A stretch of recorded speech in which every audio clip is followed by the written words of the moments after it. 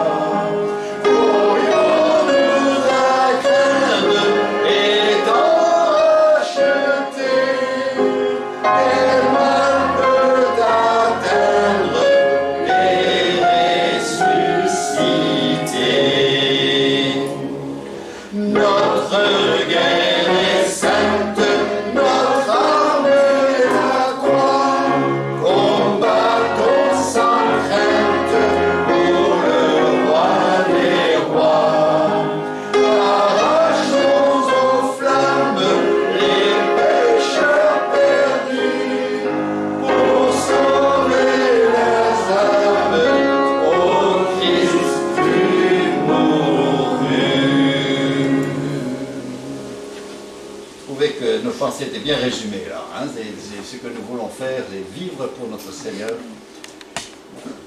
Puisque lui était prêt à mourir pour nous, bien nous sommes prêts à vivre pour lui. Je vais libérer les jeunes jusqu'à 6e, hein, jusqu'à 6e inclus. Vous pouvez monter avec Madame Barnes. Pour les autres, les collégiens, tout ça, vous avez un manuel ou une feuille. Carnet de celui, ça vous permettra, vous encouragera de prendre des notes et de suivre les pensées. Voilà, ça permet de concentrer. Voilà. Ce qui est important, c'est qu'on connaisse la parole de Dieu et le Seigneur, il aime, il nous reçoit à tous les âges, n'est-ce pas? Personne qui nous a aimés comme Jésus nous a aimés. Nous allons lire un passage, vous savez, nous sommes dans une série d'études sur Dieu, qui est Dieu selon lui-même. Hein. On peut lire beaucoup de livres sur toutes sortes de choses qui disent de lui, mais j'aimerais bien l'entendre lui-même, hein, sur ce qu'il a à dire. Eh bien, c'est ce que nous faisons pendant quelques dimanches. Là, nous avons vu Jésus, Dieu, qui s'est présenté d'abord comme le Créateur, ça, la Bible commence de cette manière-là. Il s'est présenté comme étant celui qui est, hein, qui est toujours là. Et puis là, nous allons le voir dans sa grâce, son comportement avec le pécheur. Et comme je vous ai déjà dit, quand vous lisez la Bible, vous pouvez mal la lire parce que si vous ne voyez que le comportement des hommes. Et vous dites, ah, c'est pas possible, c'est ça. Et si vous voyez le comportement des hommes, bah, c'est comme lire le journal quotidien. Hein. C'est décourageant. Mais il faut lire la Bible en voyant Dieu et comment il se comporte avec ces gens-là. Et c'est ça qui nous rassure. Et dire, ah, ben je sais que je serai bien reçu si dans cet état-là, dans cette situation-là, il s'est comporté de cette manière-là, eh bien ça me rassure. Et c'est comme ça que nous devons voir. Alors, nous sommes dans Genèse chapitre 4, donc c'est tout à fait au début de la Bible. C'est un récit qui n'est pas beau, mais qui nous présente un aspect de Dieu qui est très agréable. Donc nous allons lire les 16 premiers versets de Genèse chapitre 4 déjà, quand je vous dis le nom Caïn, vous dites, ouh. Mais voilà, c'est... Vous savez, ce que j'aime avec la Bible, c'est qu'elle traite tous les sujets. Elle n'a pas peur de traiter même les sujets désagréables. Et elle dit vrai, et c'est pas juste pour nous faire des fleurs et pour nous caresser dans le sens du poil et tout ça, non, non, c'est pour nous aider. Hein, donc, Genèse chapitre 4, et je vais lire les 16 premiers versets. Adam connut Ève, sa femme, elle conçut et enfanta Caïn. Et elle dit, j'ai acquis un homme de par l'Éternel. Elle enfanta encore son frère Abel. Abel fut berger et Caïn fut laboureur. Au bout de quelque temps, Caïn fit à l'Éternel une offrande des fruits de la terre. Et Abel, de son côté, en fit une des premiers-nés de son troupeau et de leur graisse. L'Éternel porta un regard favorable sur Abel et sur son offrande, mais il ne porta pas un regard favorable sur Caïn et sur son offrande. Caïn fut très irrité, et son visage fut abattu. Et l'Éternel dit à Caïn, « Pourquoi es-tu irrité et pourquoi ton visage est-il abattu? Certainement, si tu agis bien, tu relèveras ton visage, et si tu agis mal, le péché se couche à la porte, et ses désirs se portent vers toi. Mais toi, domine sur lui. » Cependant, Caïn adressa la parole à son frère Abel, mais comme ils étaient dans les champs, Caïn se jeta sur son frère Abel et le tua. L'Éternel dit à Caïn, « Où est ton frère Abel ?» Il répondit, « Je ne sais. Suis-je le gardien de mon frère ?» Et Dieu dit, « Qu'as-tu fait? La voix du sang de ton frère crie de la terre jusqu'à moi. Maintenant, tu seras maudit de la terre qui a ouvert sa bouche pour recevoir de ta main le sang de ton frère. Quand tu cultiveras le sol, il ne te donnera plus sa richesse. Tu seras errant et vagabond sur la terre. » Caïn dit à l'Éternel, « Mon châtiment est trop grand pour être supporté. Voici, tu me chasses aujourd'hui sur cette terre, je serai caché loin de ta face, et je serai errant et vagabond sur la terre, et quiconque me trouvera me tuera. » L'Éternel lui dit, « Si quelqu'un tuait Caïn, Caïn sera vengé 7 fois. » Et l'Éternel mit un signe sur Caïn, pour que quiconque le trouverait ne le tue point. Puis Caïn s'éloigna de la face de l'Éternel et habita dans la terre de Nod, à l'orient d'Éden.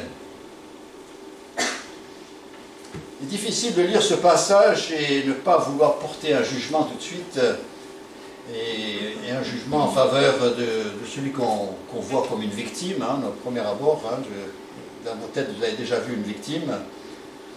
Et vous savez, c'est la réaction spontanée de voir Abel comme la victime collatérale. Hein. Caïn était fâché avec Dieu, et puis c'est Abel qui prend. Vous savez, c'est... et puis Caïn, finalement, il y a eu une injustice, hein, c'est normal qu'il se fâche, et c'est comme ça qu'on voit les choses tous les jours, et c'est notre première réaction. C'est un peu comme lorsqu'on voit des clips, et on voit une scène, et puis tout de suite, à la fin des clips, on condamne, on a une victime, et un peu le coupable, et en général, c'est l'autorité qui est le coupable. Et puis déjà on porte un jugement sans connaître ce qui s'est passé avant que le clip commence à être enregistré. Et nous devons là aussi ce matin nous arrêter. Là on a un clip sur une chose qui s'est passée, mais essayons de comprendre d'abord avant de porter un jugement trop sévère sur l'un ou sur l'autre, surtout Dieu. Parce que n'oublions pas qu'il s'agit de Dieu. Et Dieu est juste. Toujours juste. Et en même temps, Dieu est miséricordieux. Et donc, c'est quelque part, on dit, mais non, ça ne peut pas être une injustice puisque c'est Dieu qui fait. Et puis la miséricorde de Dieu est forcément là, parce que Dieu est un Dieu de miséricorde, alors c'est à moi de comprendre. Hein. Et essayons, lorsque nous lisons la Bible, un principe de base, c'est d'essayer de dire, mais bon, je ne vais pas douter de Dieu, j'accepte Dieu, mais comment est-ce que je peux comprendre ce qui se passe? Et finalement, ça changera tout pour votre manière de voir la vie et de vivre votre vie. Alors, ce que nous voulons, hein, c'est nous arrêter là, hein, et puis dire, mais Dieu est un Dieu qui cherche le bien de chacun. Hein. Ça, c'est un principe de base. Donc, où est le bien qu'il cherche là, hein, il appelle le mot bien, c'est ce mot qu'on trouve dans Romains chapitre 8, verset 28, il dit « Toutes choses concourent au bien de ceux qui aiment Dieu, de ceux qui sont appelés selon son dessein. Hein, » donc c'est ça ici, il dit c'est ça notre Dieu. Hein, et donc ce verset de l'apôtre Paul aux Philippiens, aux Romains, c'est le même Dieu ici, hein, qui cherche ce bien. Et donc je veux m'arrêter là et dire, mais je veux comprendre, je vais prendre le temps de méditer un peu pour voir un peu plus la réalité de ce qui se passe. Et si vous avez vu que tous ces ennuis découlent du fait que Caïn refuse de faire les choses, de se conformer aux attentes de Dieu, vous avez bien vu. Hein, parce qu'en fait, c'est là le problème, c'est Caïn qui refuse de faire les choses comme Dieu voudrait. Hein, et aussi le problème de notre monde aussi. Hein. C'est pas que les gens ne sont pas sincères, mais beaucoup de nos ennuis proviennent du fait qu'on ne veut pas les faire comme Dieu veut qu'on les fasse. Hein, on a inventé toutes sortes d'autres moyens. Hein. Lui nous ouvre une porte pour le ciel, et nous on a inventé toutes sortes d'autres moyens pour aller au ciel. Hein. Et puis des moyens qui sont beaucoup plus sinueux, et des moyens qui ne garantissent pas l'arrivée. Alors que, en Jésus-Christ, il dit « Je suis le chemin, la vérité et la vie, nul ne vient au Père que par moi. » Il y a un chemin sûr, il y a une porte ouverte, elle est présentée. Pourquoi aller chercher quelque chose de compliqué, hein, et de faire appel à d'autres personnes, vivantes ou mortes, hein, combien de fois on vient, pasteur, prie pour moi. Il dit, toi, toi tu as accès. Non, je n'ai pas accès. Moi j'ai le nom de Jésus et toi tu as le nom de Jésus. Je veux bien prier avec toi. Hein, je veux t'accompagner. Mais je ne peux pas prier pour toi, à ta place. Et donc, ici, je vois, mon titre, c'est « Caïn et Abel face à Dieu ». Donc, premièrement, eh bien, nous allons voir la voix de Caïn, ensuite la foi d'Abel, et troisièmement, la grâce de Dieu. Très simple.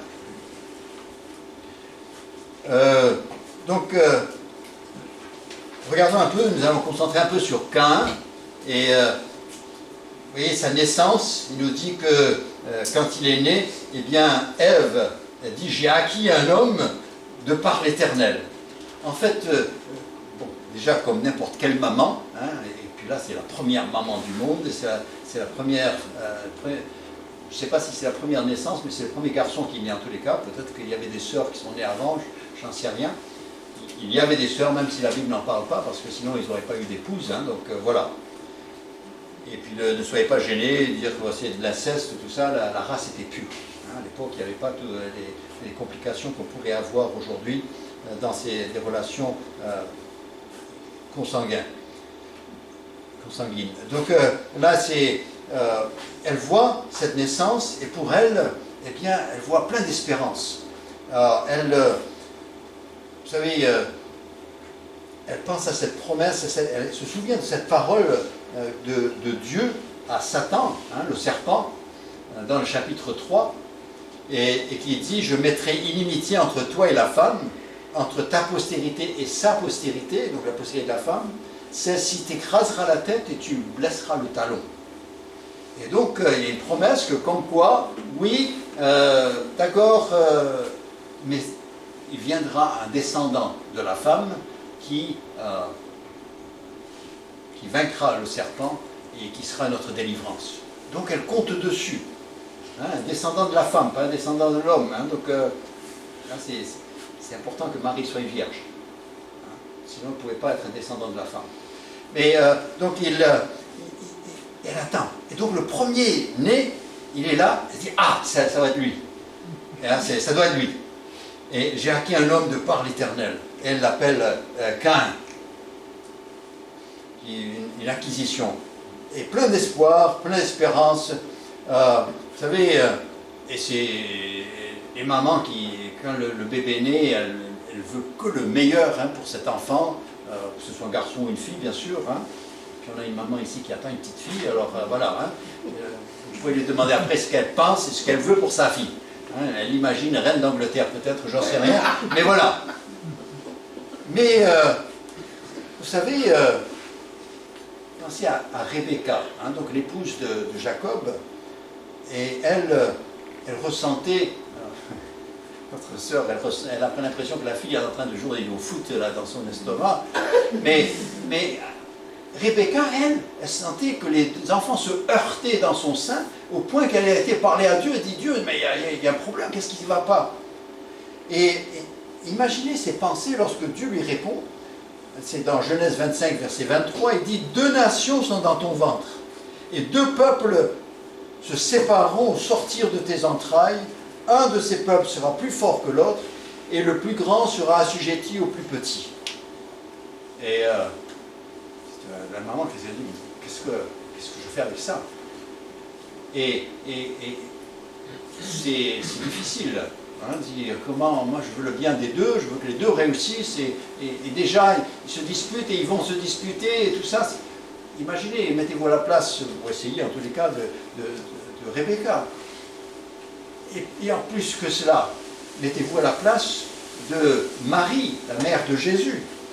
Quand elle est là, 8 jours après, elle prend le bébé au temple pour le faire circoncire, et là il y a Siméon qui arrive et qui prend l'enfant et qui dit entre autres « Voici, cet enfant est destiné à amener la chute et le relèvement de beaucoup en Israël et à devenir un signe qui provoquera la contradiction. » Et puis écoutez cette partie. « Et à toi-même, il dit à Marie, une épée te transpercera l'âme afin que les pensées de beaucoup de cœurs soient dévoilées. » Imaginez Marie qui entend ça et mettez-vous à sa place.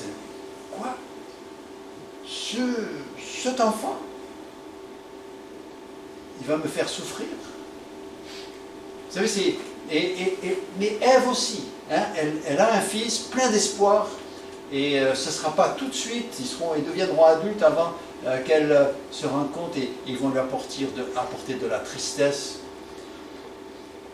Et elle, alors qu'elle espère avoir un sauveur, et bien, finalement, elle va trouver celui que 1 Jean, chapitre 3, verset 12, appelle celui qui est du malin. Et c'est... Donc, voilà. Et c'est Caïn, et on est en train de le situer. Ève, son bébé, et il y a quelque chose... Dès la naissance, il y a quelque chose, il y a une attitude qui se développe chez Caïn, et il va être résistant, et il va résister Dieu même. On voit que, vous voyez dans ce passage qu'au verset 2, il y a Abel qui naît, puis Caïn devient laboureur. Laboureur, donc il doit extraire sa nourriture de la terre. Et vous souvenez-vous du chapitre 3, que la terre a été maudite, parce que, à cause de désobéissance d'Adam et Ève, il a été dit à Adam, le sol sera maudit à cause de toi, c'est à force de peine que tu en tireras ta nourriture tous les jours de ta vie, il te produira des épines et des ronces, et tu mangeras de l'herbe des champs. C'est à la sueur de ton visage que tu mangeras du pain. Genèse 3, 17 à 19. Et Caïn se trouve là, et il va devoir travailler pour tirer de la nourriture pour son entretien. Mais, vous savez, Et pendant qu'il est là en train de travailler dans les champs, et en train de le voir travailler, retourner la terre, arracher les mauvaises herbes, il y a Adam et Ève qui se regardent. Ils disent, mais c'est à cause de nous. Hein. C'est parce que nous avons désobéi que lui, il doit peiner, il doit suer. On le voit en train de suer. Chaque fois qu'il s'arrête, et puis il essuie la sueur sur son front, et chaque fois qu'il se baisse, se tenant le dos pour ramasser, eh bien, ils se disent, mais c'est à cause de nous. C'est parce que nous avons désobéi. Nous avons mangé de l'arbre de la connaissance du bien et du mal. Et comme Adam était le représentant de la race humaine, eh bien, son acte s'est reporté sur toute la race humaine. Et Caïn doit peiner pour se nourrir. Dites-toi, ça, je comprends, hein, je suis comme vous, mais c'est pas normal. Adam a péché, lui tout seul, il a péché, et tous nous autres, on doit porter à peine. Ne vous plaignez pas trop tôt, parce que il y a un second Adam qui va venir, qui s'appellera Jésus. Et le second Adam, eh bien, lui tout seul va peiner pour que nous soyons délivrés. Amen. Parce que lui sera le représentant d'une nouvelle génération de ceux qui sont en Jésus-Christ, qui sont rachetés par le sang de Christ. Parce que si ce n'était pas un pour tous, eh ben, on serait embêté, chacun, il faudrait qu'il trouve son moyen d'être sauvé. Et s'il faut mourir, il y en a un qui meurt pour chacun qui est sauvé, on ne gagne pas. Hein. Mais Dieu a respecté la chose, autant Adam, en tant que le représentant de la race humaine, il nous a entraînés dans le péché, de même Jésus-Christ est venu, né de la femme, une nouvelle génération, il n'a pas hérité de cette nature pécheresse d'Adam, et donc lui, il est le second Adam, il est le dernier Adam, il n'y a pas d'autre après lui, et lui nous permet par la foi de passer d'une descendance, de passer par la foi à une autre descendance, celle de Christ, de devenir frères et sœurs de Christ, enfants de Dieu, et puis ce que lui a fait par son acte, il dit Romains chapitre 5, Adam par sa désobéissance nous a entraînés dans le péché, Jésus-Christ par son obéissance nous donne la vie et la liberté et l'accès au ciel. Vous savez, il faut lire toute la Bible, hein, sinon on ne connaît pas tout ça. Hein, il faut la connaître, il y a des belles choses, c'est bien fait. Et donc, ensuite, nous arrivons à ce... Les deux frères, chacun offre, présente une offrande à Dieu.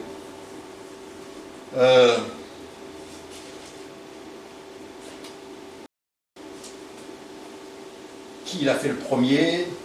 Hein, moi, je me dis, oh, les petits agneaux, ça naît avant la récolte de l'automne. Hein, les agneaux, ils naissent en printemps. Et on pourrait penser qu'Abel était premier. Et puis finalement, Caïn, il n'a pas fait la même chose. Et lui, il a fait à sa manière.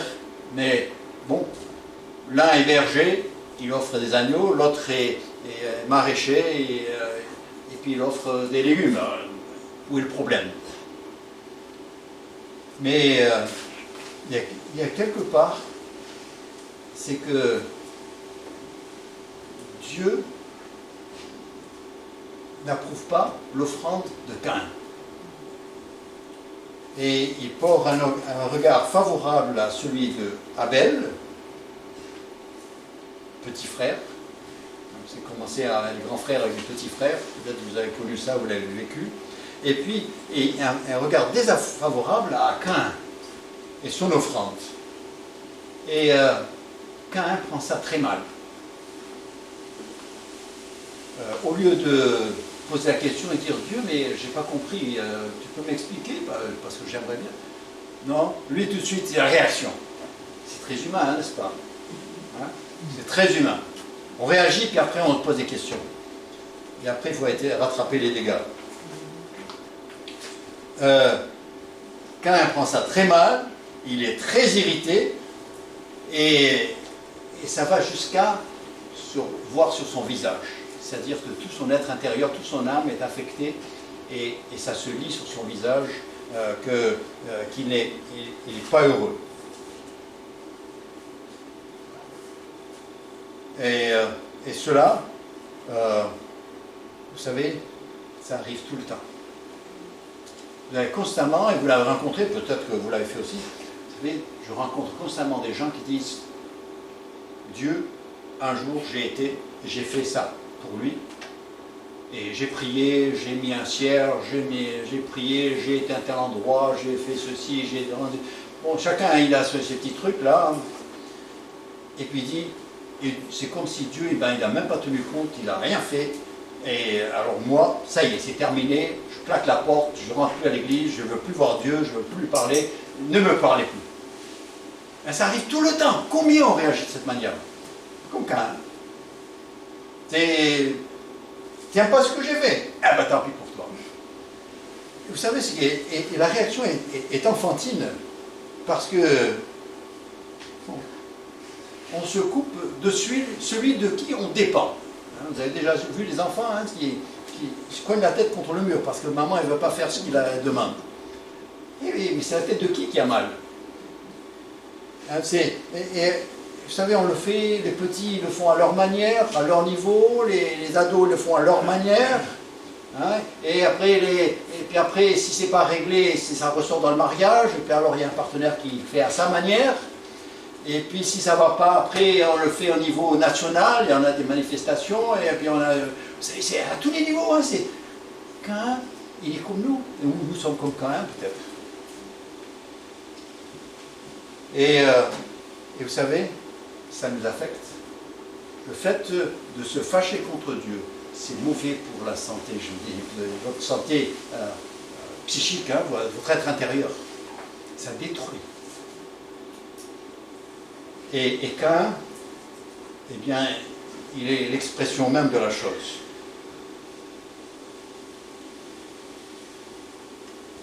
Vous savez,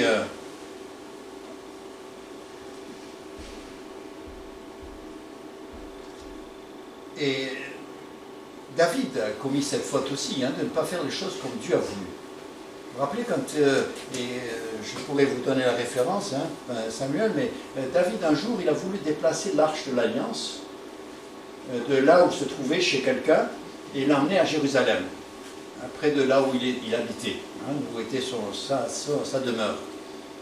Alors il a rassemblé du monde, il y avait l'orchestre, il y avait la fête, ils louaient le Seigneur, ils adoraient Dieu, et c'était la grande joie.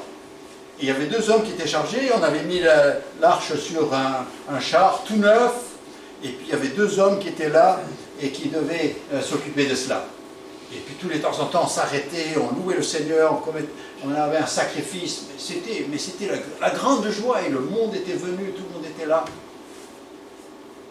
Il y a un moment où, parce qu'ils devaient avoir des nids de poules dans leur route aussi à l'époque, et il y a un moment où le char bascule, et puis il y en a un qui met la main pour rattraper, et il est frappé de suite, et il meurt. Et tout de suite, David, il est fâché, il s'arrête, il dit bon, on annule tout ça, alors ça ne va pas, Dieu il est sévère, là ça ne va pas, on essaie de faire quelque chose pour lui, puis sa première réaction était comme ça. Mais par la suite, il a été lire dans l'Ancien Testament, et il a compris que l'arche de l'Alliance devait être portée sur les épaules quand il était déplacé. Et quand il a vu ce que Dieu demande, eh bien, David, lui, s'est aligné. Il a compris que Dieu voulait les choses d'une certaine manière, eh bien, il allait. Et la prochaine fois, ils ont refait un jour, ils ont donné un grand rendez-vous, mais là, il avait des prêtres pour porter cette arche, et tout s'est bien passé. Le problème à Caïn, c'est que peut-être c'était innocent ou il s'est trompé la première fois, mais Dieu veut lui parler. Regardez, sur verset 6, l'Éternel lui dit, Caïn, pourquoi es-tu irrité? Pourquoi ton visage est-il abattu? Dans le sens pour dire que ce n'est pas nécessaire. Il n'y a aucune raison, il n'y a pas de bonne raison. Combien de fois le Seigneur pourrait nous dire ça, n'est-ce pas? Encore aujourd'hui, il nous dit, mais ta réaction là, mais tu as vraiment besoin de réagir de cette manière-là? Tu as pensé, avant de réagir, de venir me parler, ou de prendre la Bible et de lire? Et regardez ce que Dieu lui dit.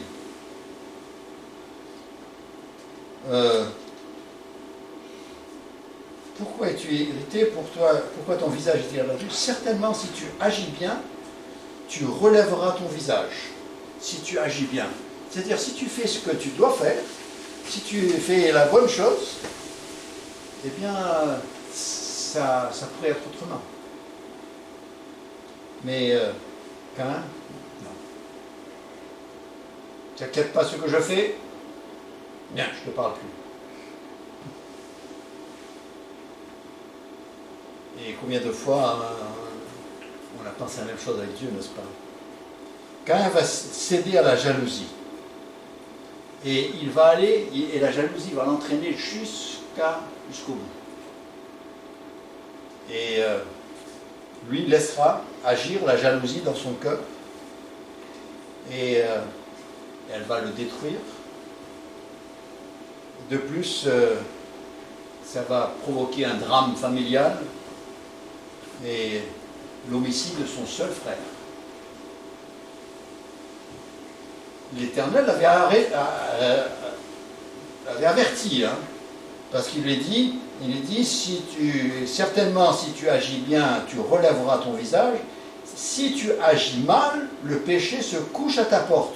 Ou dans un sens, se tapit à sa porte. Hein. Il faut y avoir l'idée de ce lion-là qui est là et qui attend l'opportunité pour bondir sur sa victime. Il dit, le péché se couche à ta porte. Si tu fais rien, si tu continues comme ça, ta vie est menacée. Mais si tu agis bien, eh bien, ton visage ira mieux, et en fait, ton être intérieur se portera mieux. Et vous savez, c'est vrai pour chacun d'entre nous encore aujourd'hui. Hein, si on se laisse, hein, avec nos pensées, vous savez, de la jalousie, ou que ce soit de la colère, hein, qu'on ne règle pas, que ce soit de l'amertume qui agit, c'est des choses qui, si on les laisse agir dans nos cœurs, eh bien ça va nous détruire. Et la victime n'est pas l'autre, hein, qu'on voudrait venger, mais c'est nous. Hein. Et Dieu lui a dit, domine sur lui, domine sur le péché. Que ce ne soit pas lui qui t'emporte, mais que ce soit toi qui le contrôle. Et c'est très important. C'est ce genre de langage où moi je me laisse aller. Non, tu laisses aller, ça ne va pas. Hein. Pas plus que quand on prend une barque sur une rivière. Hein. On se laisse aller, on ne sait pas, sur la mer. Il dit domine. Vous savez, Salomon dit à son fils dans les Proverbes, Proverbe 23, 7, il dit que chacun est comme les pensées de son âme. Ce que tu penses, tu deviens, tu es. Là où tu laisses aller tes pensées, eh bien tu deviendras. La question c'est pas la discipline, c'est pas de mettre quelqu'un en prison, c'est pas de lui donner des médicaments très forts pour le calmer. La question c'est règle ses pensées. Réoriente ses pensées. Et le comportement changera, l'état intérieur changera. L'apôtre Paul dira au reste, frères, tout ce qui est vrai, tout ce qui est honorable, tout ce qui est juste, tout ce qui est pur, tout ce qui est aimable, tout ce qui mérite l'approbation, ce qui est vertueux et digne de louange, soit l'objet de vos pensées. Philippiens chapitre 4, il dit voilà, d'abord les pensées, et puis après le reste, ça ira mieux. Hein, c'est très important. Hein, d'abord, commence. Hein, le problème peut venir de tes pensées. Et si tu changes tes pensées, eh bien ça réglera ta manière de vivre et la manière dont tu réagis. Et pour nous, c'est un rappel pour chacun d'entre nous. Là, on a un cas extrême, Caïn. Il a commencé à penser, il dit, Dieu n'est pas juste, je ne suis pas d'accord, et puis il est parti avec ça. Ça fait de lui un criminel. Hein. Et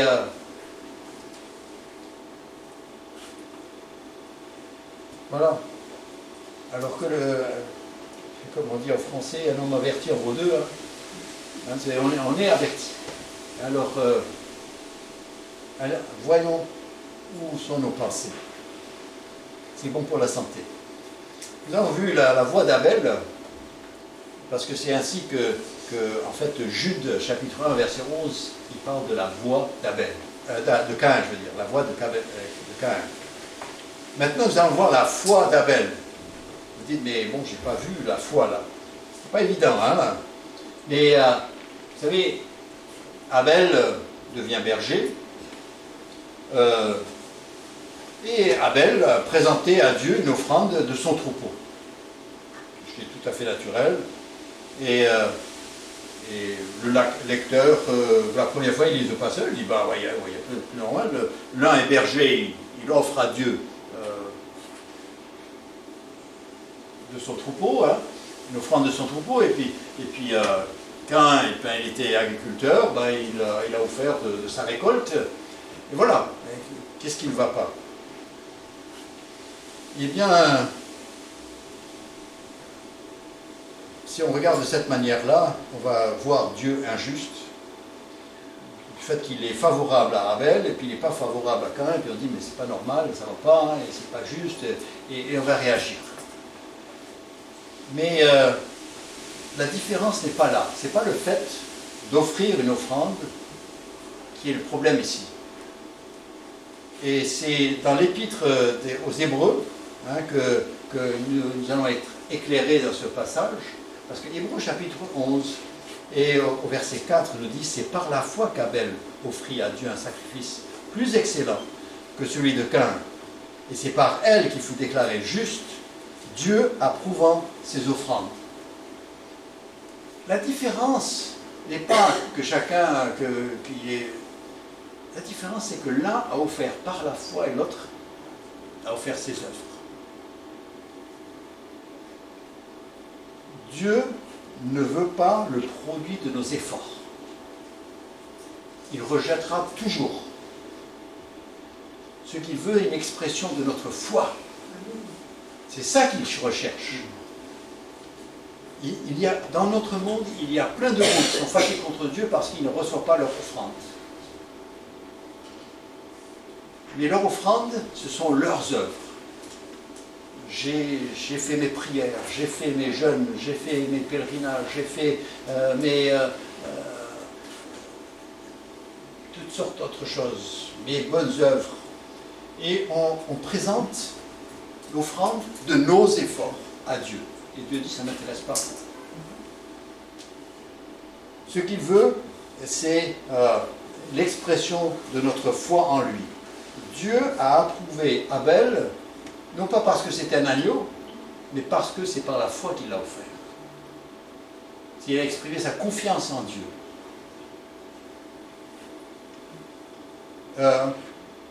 Et Dieu, encore aujourd'hui, rejette beaucoup d'offrandes, et des offrandes qui sont présentées, les offrandes de nos œuvres. Et souvent, c'est des œuvres qui ont coûté, c'est des œuvres qui ont coûté en santé, qui ont coûté en argent, qui ont coûté en temps, et on veut les présenter à Dieu pour essayer d'obtenir de lui son approbation, sa clémence, son pardon. Et vous savez ce que Dieu dit? C'est par la grâce que vous êtes sauvés, par le moyen de la foi. Et cela ne vient pas de vous, c'est le don de Dieu, ce n'est point par les œuvres, afin que personne ne se glorifie. Il dit, les œuvres, ça ne compte pas dans le salut. Il dit, c'est par la grâce que vous êtes sauvés, par le moyen de la foi. Vous devez exercer de la foi pour avoir accès à la grâce, pour que Dieu déverse sa grâce. C'est notre foi qui permet à Dieu d'étendre sa grâce sur nous. J'entends le message de l'Évangile, j'entends parler de l'amour de Dieu, j'entends parler du sacrifice de Christ, j'entends, en plus il me dit que ça a été fait pour moi, et que si je le reçois, je peux l'avoir, je dis, Père, je te fais confiance, je crois, je reçois, donne-moi ce pardon. Et là il te dit, écoute, là je déverse ma grâce. Je te donne le pardon et ma grâce, et la grâce va encore plus loin que le pardon. Parce que le pardon c'est une chose, bon, tu n'es pas, mais qu'est-ce que je reçois après? Il dit, ma grâce elle te donne accès à beaucoup de choses. La grâce de Dieu elle est riche, elle est abondante. Et il dit, c'est vrai, le message biblique, c'est vrai que Dieu, depuis avant la création du monde, il a déjà préparé sa grâce, elle est là, elle est prête pour être déversée, pour être partagée. Mais il nous dit, il me faut répandre le message, il faut que les gens le demandent. Et pour qu'ils demandent, il faut qu'ils sachent que ça existe. Et donc il a besoin de proclamateurs, il a besoin de personnes qui parlent, des témoins. Il a dit à ses disciples, vous serez mes témoins. Vous parlerez, vous annoncerez, vous direz au monde que je suis prêt à pardonner, je suis prêt, tout est en place, tout est fait, seulement demandez. Et dès qu'on demande, tout d'un coup, ça tombe. La grâce de Dieu abonde. C'est comme si on vous demandez un verre d'eau et puis on vous propose la mer. C'est ça, c'est ça la manière dont Dieu fait. Donc, nous avons besoin d'entendre le message. Et lorsque nous entendons le message, je dis, Seigneur, je ne t'amène rien. Je viens et je crois que toi, tu as préparé des choses pour moi. Je veux recevoir de toi. Maintenant, c'est sûr qu'une fois que nous avons reçu le pardon de nos péchés, nous sommes devenus enfants de Dieu, alors bien sûr, la foi sans les œuvres est morte. Après, si j'ai reçu le pardon, après, il y a des œuvres qui correspondent, mais pas pour gagner le ciel, mais pour glorifier Dieu et pour le remercier pour ce qu'il a fait. Et donc, Abel, c'est pas que Dieu est injuste, c'est que qu'Abel est venu comme il fallait venir. C'est par la foi. Et pour nous tous, c'est encore comme ça aujourd'hui. Lorsque nous venons à Dieu, c'est par la foi qu'il faut venir. Pas avec nos œuvres, pas avec, voilà Seigneur, je t'apporte ceci, cela, mon argent, et puis plein de promesses pour l'avenir. Il y a plein de promesses, on ne les garde pas. Même les promesses qu'on nous fait nous-mêmes, on ne les garde pas. Alors, je pensais pour lui. Et non, je viens parce que j'ai entendu que tu m'aimes. J'ai entendu que Jésus-Christ est mort sur la croix pour mes péchés. Je le crois. Je crois que c'est vrai. Et je veux ce pardon, je veux le retrouver. Et il te dit, et puis tout d'un coup, la porte s'ouvre. Il dit, entre, tu es mon fils. Comment? Déjà? Oui, c'est mon fils tout de suite. Et il nous prend.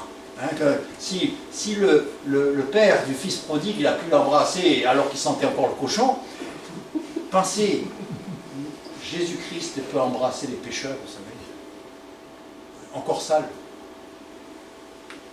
Il l'a fait tout le temps, on l'a fait pendant 3 ans et demi, on l'a vu. Il marchait parmi les pécheurs. Il ne s'est pas caché dans le temple. Lui, il était dans la campagne en train de marcher parmi les pécheurs. Parce que c'est cela qui m'intéresse. Le message de la Bible, c'est extraordinaire. C'est un plaisir de pouvoir en parler. On a vu, il y a la voix de Caïn, il y a la foi d'Abel, puis alors déjà j'en ai parlé, la grâce de Dieu. La grâce de Dieu, pourquoi? Et où est-ce que je vois la grâce de Dieu ici? Eh bien, vous savez, quelqu'un comme Caïn, eh bien, j'aurais pas trop envie de lui parler. Surtout la deuxième fois. Mais vous savez, où je vois la grâce, c'est parce qu'il y a par 3 fois, et puis on a l'Éternel qui parle à Caïn. Et à aucun moment, c'est un homme très bien. Il est fâché la première fois, il est criminel la deuxième fois, et la troisième fois, il se plaint que Dieu est injuste. Mais Dieu lui parle. Vous savez, ça me rassure. Ces cas extrêmes, c'est ça qui nous rassure. Parce que je suis sûr qu'il n'y a aucun ici qui est aussi mauvais que Caïn. Mais Et donc, ça me donne de l'espérance. Sauf que ce récit n'est pas donné pour nous décrire le premier crime commis par un être humain. Hein, c'est pas pour ça que c'est là. C'est cet homicide qui découle d'une jalousie rampante. Eh bien, c'est la toile de fond qui met en valeur la grâce de Dieu. La toile de fond. Vous savez, une belle pièce, vous avez déjà vu les beaux bijoux, hein, les bijoux royaux, là. Ils les mettent sur du feutre pas une couleur claire, une couleur foncée, du pourpre, du noir, parce que ça fait... Et bien ici, encore, on est en train de... Quand même, c'est le feutre noir, et puis après on met la grâce de Dieu, là. Ah, c'est beau.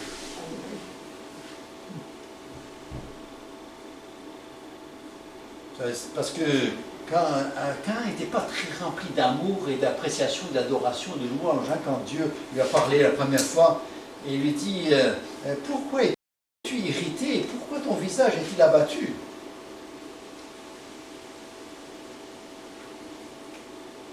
Et dans cet état-là, Dieu lui parle. Il lui dit « Tu sais, je te propose ce moyen de sortir de là, de cet état-là. Je vois que tu es bien malheureux. Je vois que tu n'arrives plus à te saisir. Tu n'arrives plus à te rattraper. Ça y est, c'est la dégringolade. » Il dit, mais si tu agis bien, tu relèveras ton visage. Fais comme je te dis. Fais-moi confiance. Fais comme je te dis, ça ira autrement. C'est gentil, hein? Peut-être ça vous est arrivé, vous avez été dans une situation en train de vous débattre, la porte qui ne veut pas s'ouvrir, la fenêtre qui ne veut pas s'ouvrir, le truc, le bocal qui ne veut pas s'ouvrir, tout ça, puis, et puis il y a quelqu'un qui arrive et il dit, écoute, attends, je vais te montrer. Puis ils ont un petit truc là, puis pop, et puis le bocal il s'ouvre. Vous dites, ah alors? Mais si vous êtes têtu et vous dites, non, non, je vais me débrouiller, puis vous suez comme un porc, et non, non. Il dit, voilà. Il dit parce que non seulement est-ce que c'est traduit, mais en plus tu es sous la menace. Le péché guette à ta porte. Et dès que tu sortiras, il sera sur toi.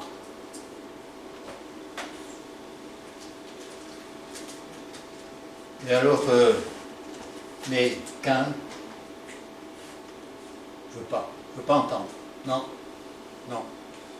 Tu n'as pas à se prouver, je ne parle plus. Et puis après il part, et puis il rencontre son frère, et puis il se dit, ouais, c'est à cause de lui en plus, hein, que je suis comme ça. C'est pas vrai.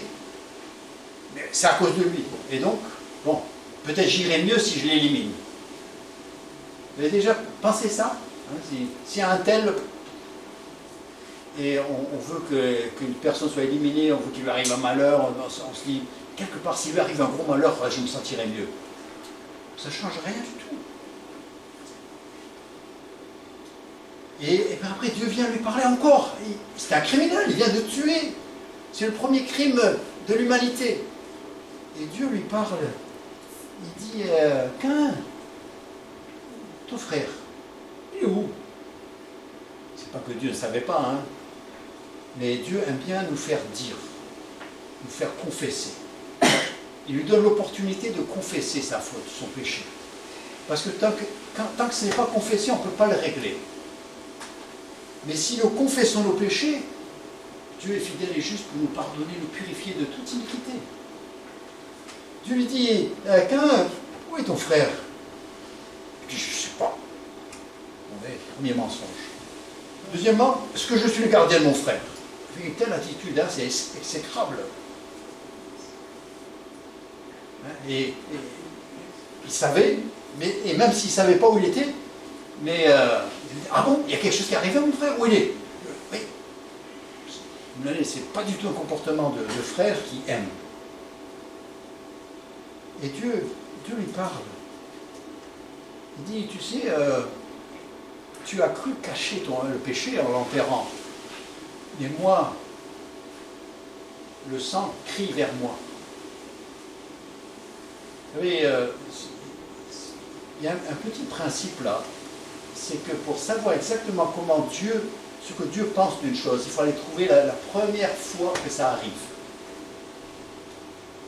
De nos jours, on est tellement habitué du sang humain qui coule et qui est sacrifié, des gens meurent, on entend parler tout le temps, même on fait des jeux où les gens se meurent, sont tués.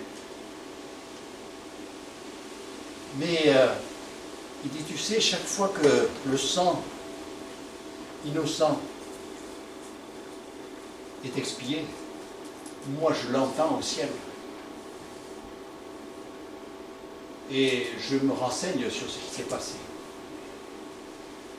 Et sachez que c'est vrai depuis ce jour-là. Bon, il ne fait pas grand bruit, il ne vient pas à chaque fois nous dire hey, il est où? Pas plus qu'après Ananias et Saphira, ben, ils ont menti au Saint-Esprit et ils ont été tués. Bon, d'autres ont commis la faute après, ils n'ont pas été tués. Mais pour savoir ce que Dieu pense de ce genre de comportement, eh bien, lisez l'histoire d'Ananias et Saphira. Heureusement que Dieu n'a pas tué tout le monde. Puis vous savez, le truc, il n'y a que 2 hommes là, 2 frères. Normalement, hein, selon la loi de Moïse, celui qui tue doit être mis à mort. Et alors après, là, tout d'un coup, il n'y a plus d'hommes dans le mouvement. Il a mis Dieu dans une situation difficile, dans un sens, hein, humainement parlant. Par son comportement, combien de fois nous avons mis Dieu dans une situation difficile, hein, notre comportement en tant que chrétien, et puis après ça fait une mauvaise image par rapport aux incroyants. Il dit, bah, si c'est ça le chrétien, ça sert à quoi? Et ça met Dieu dans un embarras de quelque sorte. Et c'est nous qui l'avons mis. Hein. Je ne peux plus montrer Caïn du doigt. Je remercie Dieu que l'histoire de Caïn soit dans la Bible pour que je puisse me voir. Et que je puisse voir le comportement de Dieu avec un tel homme. Parce que je dis, ben, il aura le même comportement avec moi. Il me proposera un moyen de m'en sortir. Il me parlera. Il me rappellera que, écoute, il y a moyen de régler cela. Confesse ton péché et je peux te pardonner. Et après Caïn, non, il s'entête, il continue. Et donc Dieu maudit la terre, donc il ne peut plus être agriculteur, ça ne va rien porter, donc il devient vagabond. Et puis il dit, ah, Dieu, tu es injuste. Vous savez combien de fois nous, on se comporte mal, nous, on pêche, et après on dit, Dieu, c'est pas juste. Ce péché, il se commet tous les jours, encore aujourd'hui. Et vous savez, si j'étais Dieu, heureusement que je n'étais pas Dieu, hein. Je suis pas Dieu, parce que moi je l'aurais mis 2 baffes, au moins.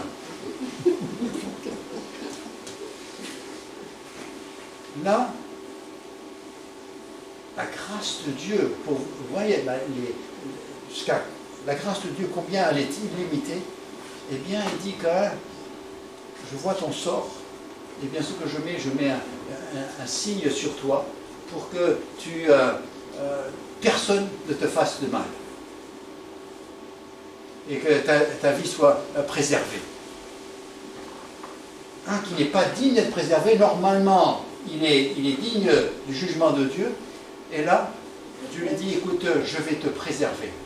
Je vais te protéger. Vous voyez la grâce de Dieu.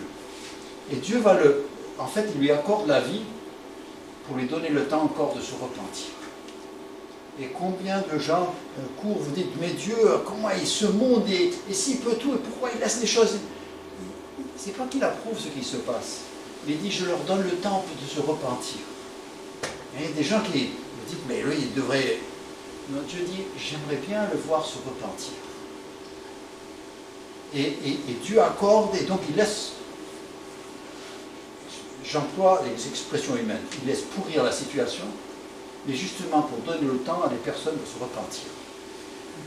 Et si Dieu a ce comportement-là, eh bien nous aussi nous devons l'avoir. Dire Dieu, oui, c'est vrai que bon, mais il y a tous les jours des pécheurs qui se repentent, qui sont sauvés. Et Dieu ne veut qu'aucun périsse, mais que tous viennent à la repentance.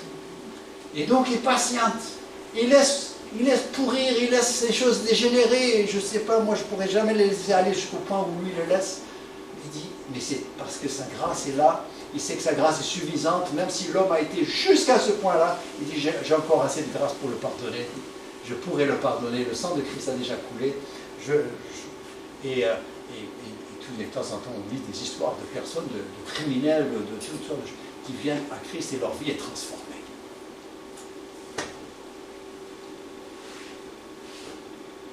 Caïn, eh bien, à aucun moment je vois de la repentance chez lui, et il va refuser la grâce de Dieu, il va résister à la grâce de Dieu, et puis il nous dit au verset 16 qu'il s'éloigna de la face de l'Éternel. C'est son acte, c'est lui qui s'éloigne de Dieu, c'est délibéré, et il va dans la terre de Nod, et Nod veut dire exil, hein. Il va en terre d'exil, il s'éloigne, il part, il ne veut pas être avec ceux qui connaissent Dieu, et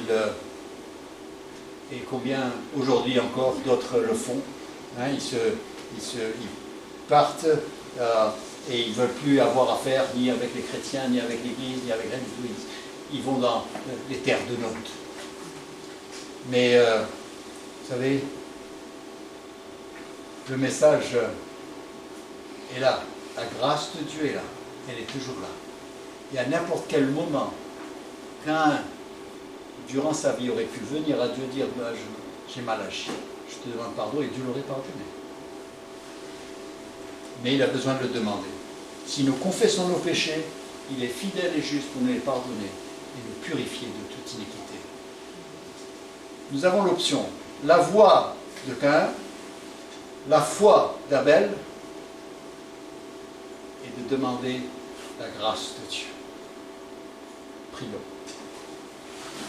Père Céleste, combien nous sommes reconnaissants à toi pour ces paroles. Seigneur, alors que c'était une histoire qu'on trouvait répugnante, finalement, il y a un message de grâce. Et Seigneur, notre attention n'est pas sur la toile de fond, notre attention est sur le bijou, sur la grâce de Dieu. Quelque chose d'extraordinaire dont nous avons tant besoin. Père, tu connais chaque cœur ce matin, tu sais dans quel état se trouve chacun. Tu sais ce qu'on a pu avoir, même si on est enfant de Dieu, parfois on se laisse emporter par certaines choses, des pensées qui nous font souffrir. Mais Seigneur, nous voulons venir à toi, parce que tu nous dis, si tu fais ce qui est bien, ton visage se relèvera. Et tu nous le dis encore aujourd'hui. Seigneur, nous ne voulons pas venir à toi avec nos œuvres, nous voulons venir à toi avec notre foi, notre confiance en toi, et vivre les œuvres que tu nous as préparées d'avance. Père, merci pour ta parole, et bénis ces moments ensemble. Nous prions au nom de Jésus-Christ. Amen. Je vais vous... Le 609, veux-tu briser du péché le pouvoir? La force est en Christ. Et souvent on pense que c'est uniquement pour les incroyants, mais c'est vrai pour le chrétien aussi, parce qu'on a besoin du sang de Christ qui agit dans notre vie, pour nous purifier. Donc le 609, veux-tu briser du péché le pouvoir? Veux-tu briser du péché le pouvoir? La force est en Christ, la force est en Christ. Si dans ton cœur tu veux le recevoir, la force est dans le sang de Christ. Je suis fort, fort, oui, plus que vainqueur par le sang de Jésus. Je suis fort, fort, oui, plus que vainqueur par le sang de Jésus, mon Sauveur. Veux-tu braver la mort et l'enfer? La force est en Christ, la force est en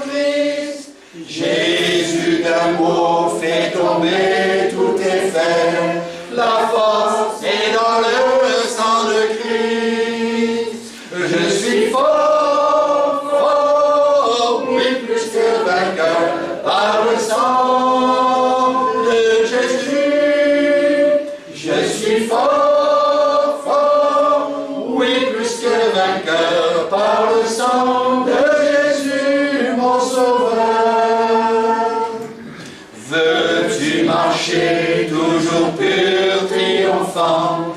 La force est en Christ, la force est en Christ. Pour te garder, Jésus est tout-puissant.